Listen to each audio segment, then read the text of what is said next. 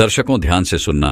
इस दुनिया में मनुष्य के बर्बादी के केवल 3 ही कारण है जिससे कोई भी मनुष्य अपने मार्ग से भटककर बर्बाद हो जाता है।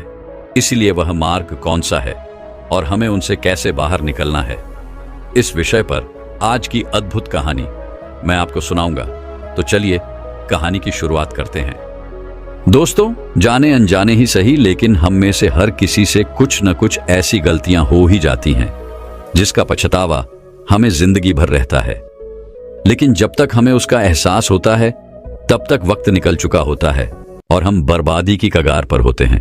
लेकिन वह कौन सी ऐसी गलतियां हैं, वह कौन से ऐसे कारण हैं जिसके कारण हमारा पूरा जीवन बर्बाद हो जाता है, जिसका पछतावा हमें जिंदगी भर रहता है, लेकिन हम उसे सुधार नहीं सकते, लेकिन वक्त रहते यदि हम उन गलतियों के बारे में जान सकें तो हम उन गलतियों को करने से बच जरूर सकते हैं।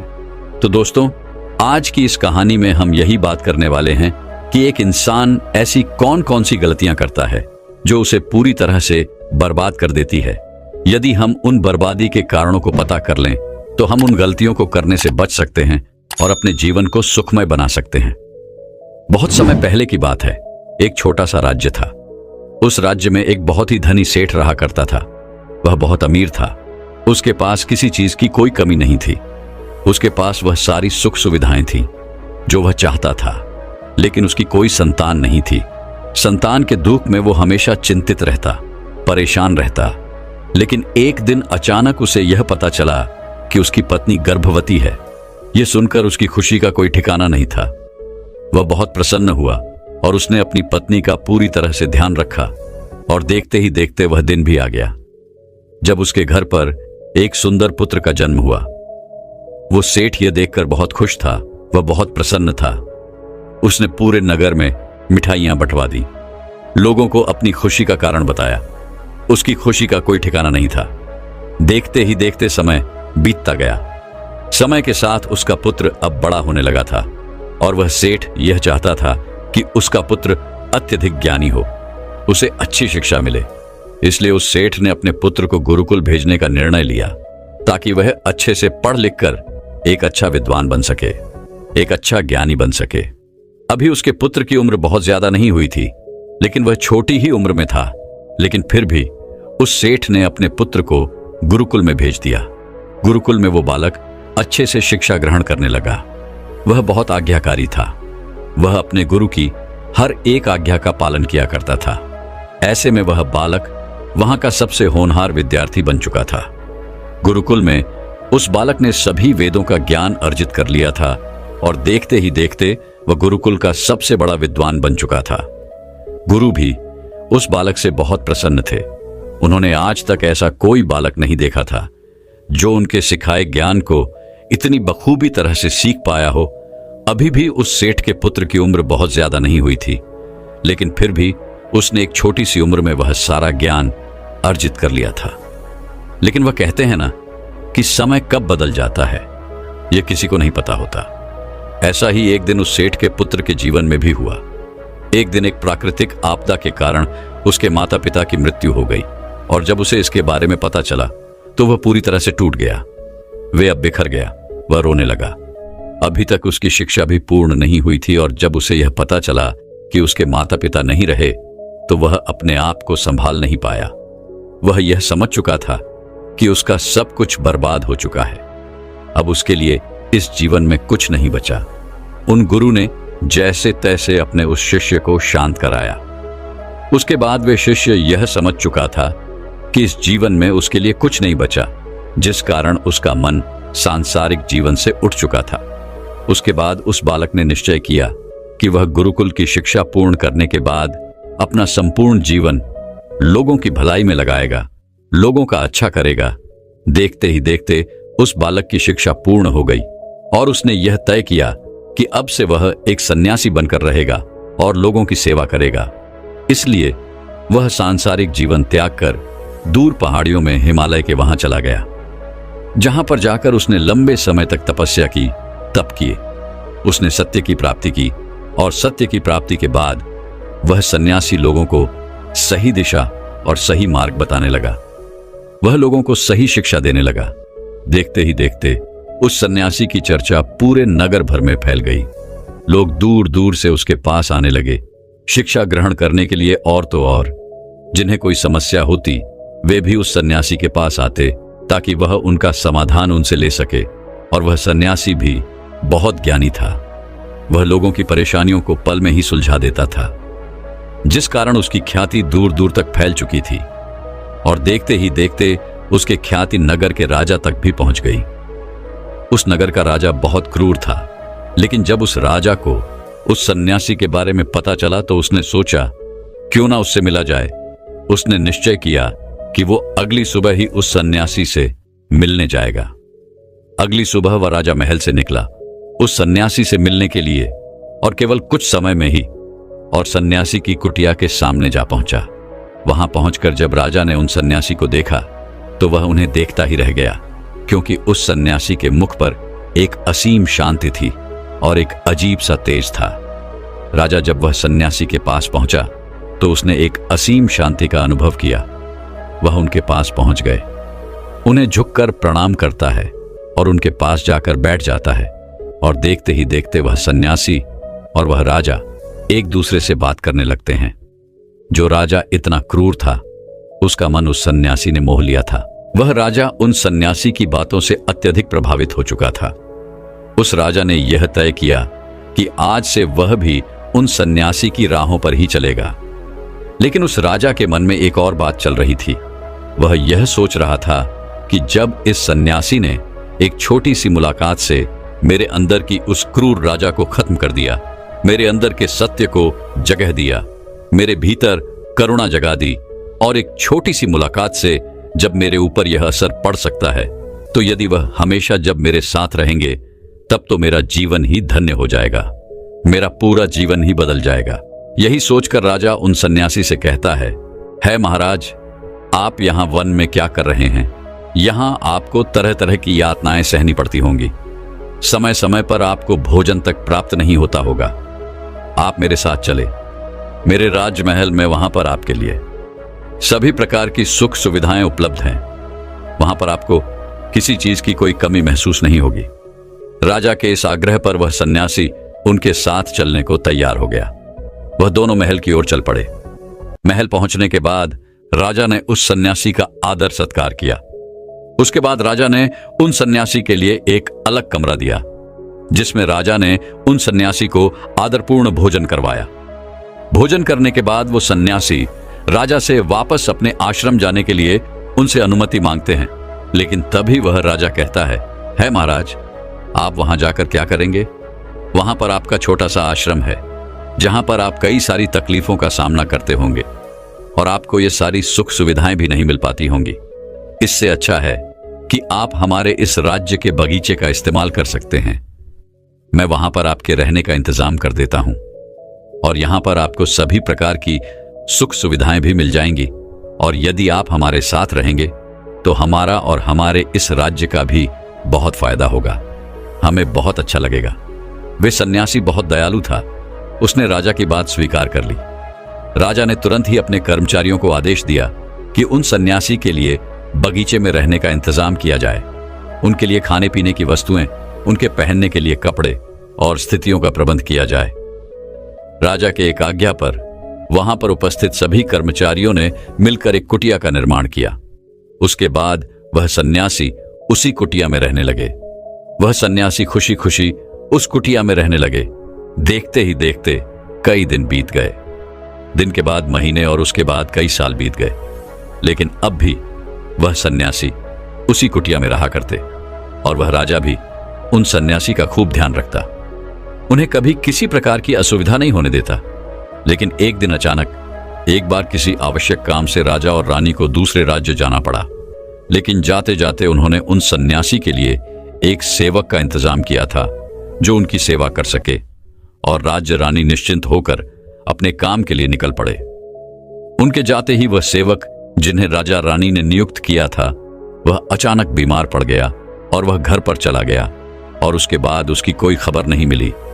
वह कभी लौट कर ही नहीं आया। लेकिन कुछ समय के बाद जब राजा रानी वापस महल लौटे तो वह सन्यासी अत्यधिक क्रोधी थे।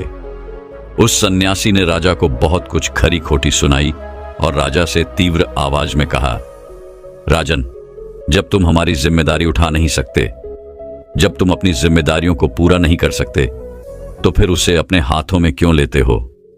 तब राजा बड़ी विनम्रता से उन सन्यासी से क्षमा मांगते हुए कहता है महाराज, मुझसे भूल हो गई, मुझसे गलती हो गई, मुझे क्षमा करें, अब से ऐसी गलती कभी ना होगी।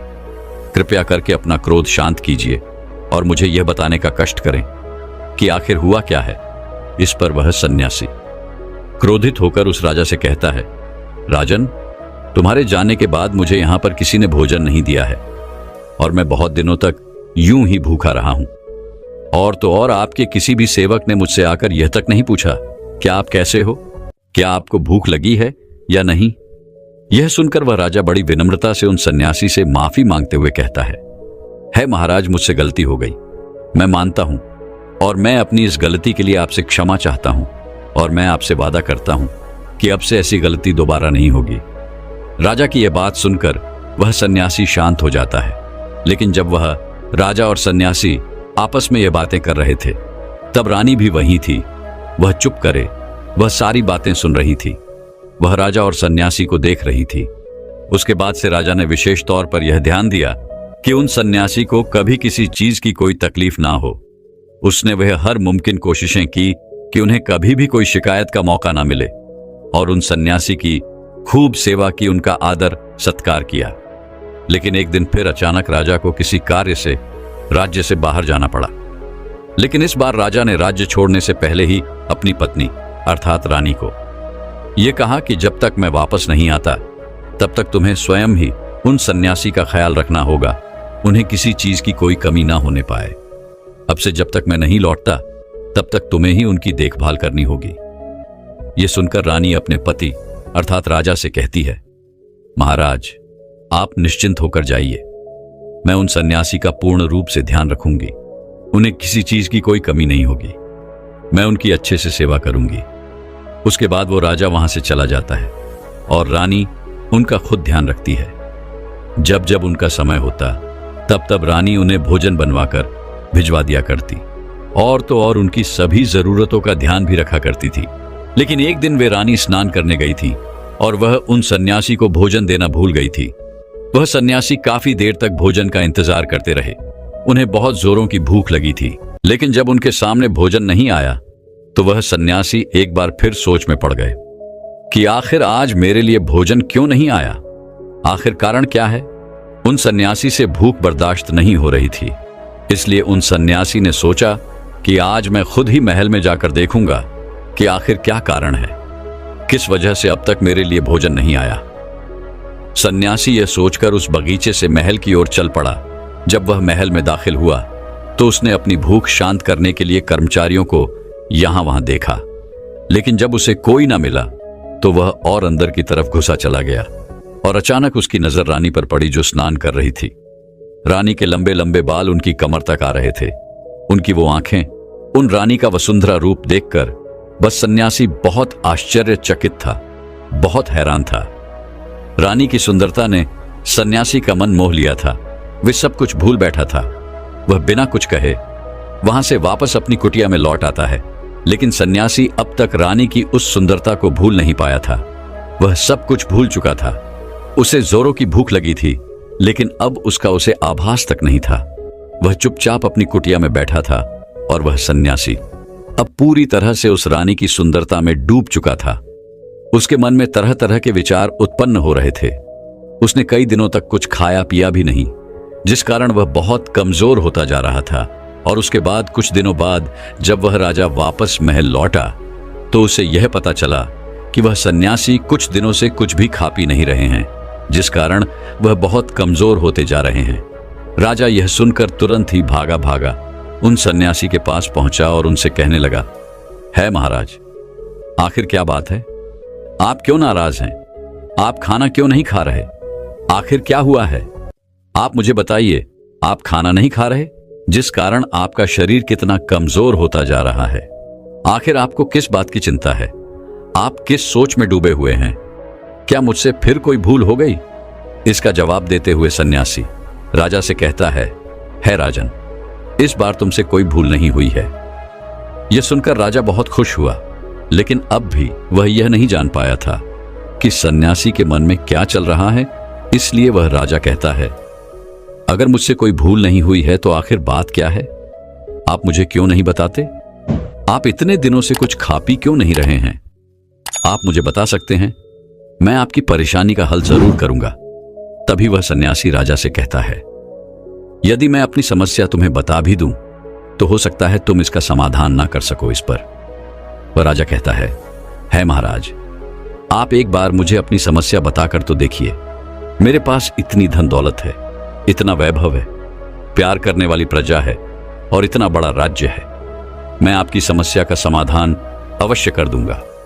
तभी वह सन्यासी कहता है राजन, तुम्हारे जाने के बाद मुझे जोरों की भूख लगी थी और मैं जब तुम्हारे महल में दाखिल हुआ तो मैंने तुम्हारी रानी को देखा और उसके इस सुंदर रुख को देखकर मैं पूरी तरह से मोहित हो चुका हूं। मेरे मन में केवल उसी के विचार चल रहे हैं और मैं उन्हीं के विचारों में खोया हुआ हूं। और अब तो मेरा मन भी कहीं नहीं लग रहा और अब मुझे ऐसा लगता है कि मानो मैं तुम्हारी रानी के बिना जिंदा ही नहीं रह सकता। राजा यह सुनकर बड़ा आश्चर्यचकित था। वह बहुत हैरान हो चुका था। उसे कुछ समझ नहीं आ रहा था कि आखिर यह सन्यासी होकर ऐसी बातें कैसे कर रहे हैं। लेकिन राजा ने अपने आप को शांत रखा और कुछ देर सोच विचार करने के बाद राजा ने उस सन्यासी से कहा, है महाराज, यदि आप मेरी रानी चाहते हैं तो मैं खुशी खुशी वह आपको देने के लिए तैयार हूं। यह सुनकर वह सन्यासी बहुत प्रसन्न हुआ। उसकी खुशी का कोई ठिकाना नहीं था। इतना कहकर वह राजा उस सन्यासी को लेकर महल की ओर चल पड़े और उन्होंने रानी के सेविकाओं आदेश दिया कि रानी को अच्छे अच्छे वस्त्र पहनाया जाए, उन्हें अच्छी तरह से तैयार किया जाए। राजा के आदेश पर बिल्कुल ऐसा ही किया गया। तभी राजा रानी के पास गया और उसे कहने लगा, रानी, आपको इस सन्यासी की मदद करनी चाहिए। यह अपने मार्ग से भटक चुके हैं, बहुत कमजोर हो चुके हैं और मैं नहीं चाहता कि किसी सन्यासी की हत्या हो जाए और उसका कलंक मेरे सर पर लगे। इतना सब कहने के बाद राजा ने बड़ी विनम्रता से रानी से कहा, रानी जी, क्या आप इस कलंक को अपने सर लेना चाहेंगी? राजा की यह बात सुनकर रानी ने राजा से पूछा, है महाराज, आखिर इस सन्यासी को क्या तकलीफ है? आखिर इनके इस दुख का क्या कारण है? तभी राजा ने रानी से कहा, रानी, यह आपकी सुंदरता के घायल हो चुके हैं और अब इनके मन में केवल आप ही के विचार चल रहे हैं और यह आपको पाना चाहते हैं। यह बात सुनकर रानी ने राजा से कहा, है महाराज, अब चिंता ना करें, अब आप सब कुछ मेरे ऊपर छोड़ दीजिए। मैं जानती हूं, मुझे पता है अब मुझे क्या करना चाहिए और जो कुछ भी मैं करने जा रही हूं उससे ना तो आपको किसी सन्यासी की हत्या का पाप लगेगा और ना ही उससे मेरी पवित्रता नष्ट होगी। रानी की यह बात सुनकर राजा बहुत प्रसन्न हुआ। उसे अपनी रानी पर गर्व था। उसके बाद राजा ने खुशी खुशी रानी को सन्यासी को सौंप दिया और वह सन्यासी उन रानी को लेकर अपनी कुटिया की ओर चल पड़ा। कुटिया में पहुंचने के बाद रानी सन्यासी से कहती है, सुनिए, मैं इस कुटिया में नहीं रह सकती। मुझे एक अच्छा और बड़ा घर चाहिए जहां मैं रह सकूं। इस झोपड़ी में मैं कभी नहीं रही और ना ही मैं रह सकती हूं। यह सुन वह सन्यासी कौन राजा के पास पहुंचा और राजा से कहने लगा, है राजा, हमें रहने के लिए एक अच्छा घर चाहिए और मैं जानता हूं कि आप इसका प्रबंध अवश्य कर देंगे। सन्यासी की यह बात सुनकर राजा ने तुरंत ही अपने कर्मचारियों को आदेश दिया कि उनके लिए एक अच्छा घर का प्रबंध किया जाए। कर्मचारियों ने राजा की बात मानी और उनके लिए एक अच्छा घर का प्रबंध किया गया। वह सन्यासी उन रानी को लेकर उस घर में जा पहुंचा। जब रानी उस सन्यासी को लेकर उस घर पहुंची तो उसने देखा कि वह घर बहुत गंदा था। तभी रानी ने कहा, इसकी हालत तो बहुत खराब है। मुझे अच्छा और सुंदर घर चाहिए जो इससे भी बड़ा हो, जो इससे भी सुंदर हो। तभी यह बात सुनकर सन्यासी तुरंत उन राजा के पास पहुंचा और राजा से कहने लगा, है राजन, आपने जो घर हमें दिया है उस घर की हालत बहुत ज्यादा खराब है। वह बहुत गंदा है और छोटा भी है। हमें इससे भी बड़ा घर चाहिए। यह बात सुनकर राजा ने तुरंत ही अपने कर्मचारियों को आदेश दिया और उनसे कहा कि अब की बार उससे भी बड़ा घर सन्यासी और रानी को दिया जाए, जो साफ हो, सुंदर हो और बड़ा भी हो। कर्मचारियों ने राजा की आज्ञा का पालन किया और उन सन्यासी और रानी को एक बड़ा घर दिया गया जो बहुत साफ था, सुंदर था और बहुत बड़ा भी था। इसके बाद रानी बहुत खुश हुई। रानी तुरंत ही बिस्तर पर जा पहुंची और उस सन्यासी को इशारे में बिस्तर पर बुलाया। वह सन्यासी भी रानी की बात समझ चुका था और वह बिस्तर पर जा बैठा। तब रानी ने सन्यासी से कहा, आप जानते हैं आप कौन हैं? क्या आपको पता है कि पहले क्या थे और अब आप क्या बन गए हैं? जब आप इस राज्य में आए थे तो आप एक महान सन्यासी थे जिनकी ख्याति दूर दूर तक फैली हुई थी। लोग अपनी समस्याओं के समाधान के लिए आपके पास आया करते थे, जिसके लिए स्वयं राजा भी खुद पूरी तरह से नतमस्तक हो चुका था। वह सब कुछ भूलकर उस सन्यासी की आदर सत्कार में लग गया था जो उस राजा को बदलने में सक्षम था। इसलिए राजा ने आपको अपने महल बुला लिया ताकि वह आपका आदर सत्कार कर सके, आपकी सेवा कर सके। इसने राजा ने आपको सभी प्रकार की सुख सुविधाएं भी उपलब्ध करवाई। लेकिन जो सन्यासी लोगों को सत्य की राह दिखाता था, जो लोगों की समस्याओं का समाधान किया करता था, जिनको सभी लोग सर्वश्रेष्ठ गुरु माना करते थे, जिनका सभी आदर सत्कार किया करते थे, उनकी पूजा किया करते थे, आज वही सन्यासी अपनी काम वासना के कारण मेरे इस सुंदर रूप का गुलाम बन चुके हैं। रानी की यह बात सुनकर वह सन्यासी चौंक गया। उसे एहसास हुआ कि वह क्या कर रहा है। उसके मन को एक गहरा धक्का लगा और उसे यह महसूस हुआ कि वह तो एक सन्यासी है और यह सब क्या कर रहा है। वह सन्यासी ये सोचने लगा कि मैंने तो सारी सुविधाओं का त्याग कर दिया था और इसी कारण मैं वन में था, वहीं पर अपनी तपस्या करता, लोगों की समस्या का समाधान करता, जिसमें मुझे बड़ा आनंद आता था। मैं बहुत खुश था। लोगों की सेवा करके मुझे शांति मिलती थी। जब सन्यासी को इन सभी बातों का एहसास हुआ तो वह जोर जोर से रोने लगा और रानी से कहने लगा, रानी, मुझे क्षमा करें, मैं यह क्या करने चला था। मैं इसी वक्त आपको राजा को सौंप कर आता हूं। तभी रानी उन सन्यासी से कहती है महाराज, मेरे मन में एक प्रश्न है, कृपया करके मेरे इस प्रश्न का उत्तर दीजिए। रानी की यह बात सुनकर सन्यासी ने कहा, पूछिए रानी, तुम्हारे मन में क्या प्रश्न है? रानी ने कहा, महाराज, जब आपको उस दिन भोजन ना मिल पाया तो आप बहुत क्रोधित हुए थे। तब मैंने आपका यह रूप पहली बार देखा था और मैं समझ चुकी थी कि आपका जो व्यवहार है वह पहले से काफी बदल चुका है, उसमें बहुत कुछ परिवर्तन आ चुका है। लेकिन आखिर ऐसा क्यों हुआ? जब आप यहां पर आए थे तब आपको भोजन की कोई आवश्यकता तक नहीं पड़ती थी। चाहे आपको भोजन मिले या ना मिले या फिर देरी से मिले, लेकिन आप कभी क्रोधित नहीं होते थे। मैंने आपको कभी भी क्रोधित होते हुए नहीं देखा था। फिर आखिरकार हे महाराज, आपको क्रोध क्यों आया? मैंने तो सुना था आपने सत्य की प्राप्ति कर ली है, शांति की प्राप्ति कर ली है, तो फिर ऐसा होने का क्या कारण है? उन सन्यासी ने रानी की सारी बातें ध्यानपूर्वक सुनी और फिर रानी को जवाब देते हुए कहा, रानी, जब मैं वन में था तो मुझे समय पर भोजन मिले ना मिले, इससे मुझे कोई फर्क नहीं पड़ता था। लेकिन जब मैं महल में आया तो मुझे एक समय पर भोजन मिलने लगा, सारी सुख सुविधाएं मिलने लगी और फिर मैं इन सब चीजों का आदी हो चुका था।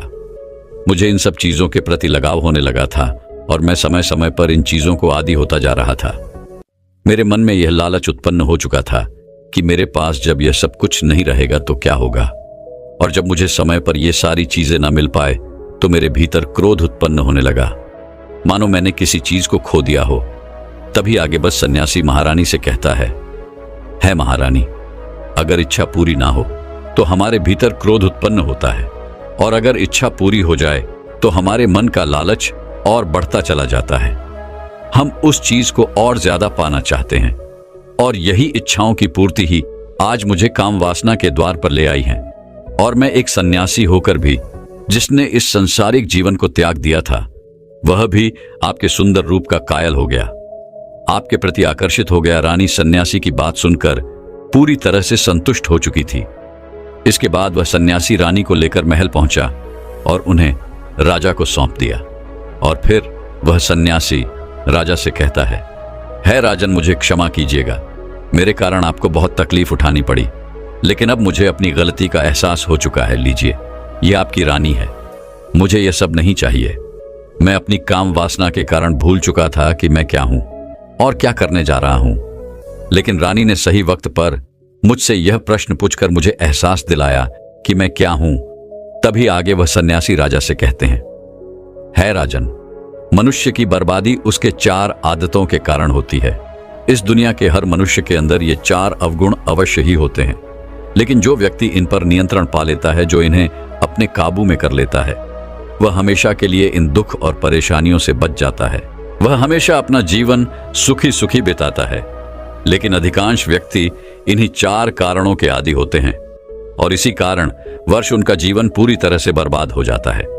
उन सन्यासी की यह बात सुनकर राजा उन सन्यासी से कहता है महाराज, मुझे बताइए वह कौन से ऐसे 4 कारण हैं जो मनुष्य की बर्बादी का कारण बनते हैं। तभी वह सन्यासी राजा से कहता है राजा, मनुष्य को बर्बाद करने वाली पहली आदत है उसकी इच्छा, क्योंकि इच्छाओं के बिना कोई भी व्यक्ति जीवित नहीं रह सकता और यही उसका पहला अकड़ है। जो अपनी इच्छाओं का अधीन होता है, जो इन पर काबू नहीं कर पाता, वह जीवन में किसी भी जगह सफल नहीं हो पाता।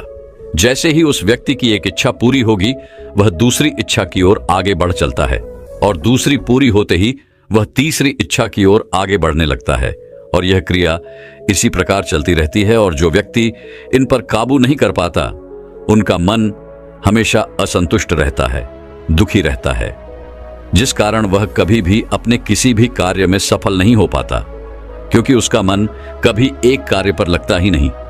वह अपनी एक इच्छा से दूसरी इच्छा, दूसरी से तीसरी, तीसरी से चौथी, सभी इच्छाओं की पूर्ति में लगा रहता है और वह कभी भी उस सुख को नहीं देख पाता जो उसके पास है। इसलिए है राजन, जब हम अपनी इच्छाओं पर नियंत्रण पा लेते हैं, जब हमारा मन हमारे वश में होता है, तो हमें सुख की प्राप्ति होती है। फिर हम जो चाहते हैं वही हमें मिलता है। हम जैसा सुख चाहते हैं हम उसे प्राप्त कर सकते हैं। हम जहां सफल होना चाहते हैं हम वहां सफल भी हो जाते हैं। आगे वह सन्यासी राजा को दूसरी आदत बताते हुए कहता है, काम वासना का आदी होना। काम वासना का जन्म हमारे मन में उठने वाली इच्छाओं से ही होता है। जिस प्रकार इच्छाओं का कोई अंत नहीं होता, उसी तरह से मनुष्य की काम वासना भी इसी प्रकार निरंतर पनपती रहती है। और एक व्यक्ति जब काम वासना के अधीन हो जाता है, उसे कुछ भी नजर नहीं आता। वह क्या गलत कर रहा है, क्या सही कर रहा है, उस पर उसका कोई नियंत्रण नहीं होता। लेकिन जब वह उस गलत कार्य को कर देता है, उसके बाद उसे उस बात का एहसास होता है और उसके बाद उसके पास केवल पछतावे के अलावा कुछ नहीं बचता। तुमने देखा होगा, आज तक जितनी भी लड़ाइयां हुई हैं, जितने भी युद्ध हुए हैं, उन सब का सबसे बड़ा कारण एक स्त्री ही है, जिसे पाने की इच्छा के कारण ये सभी युद्ध हुए हैं। इस तरह की काम वासना के अधीन होकर कई राजा महाराजाओं ने युद्ध किए हैं।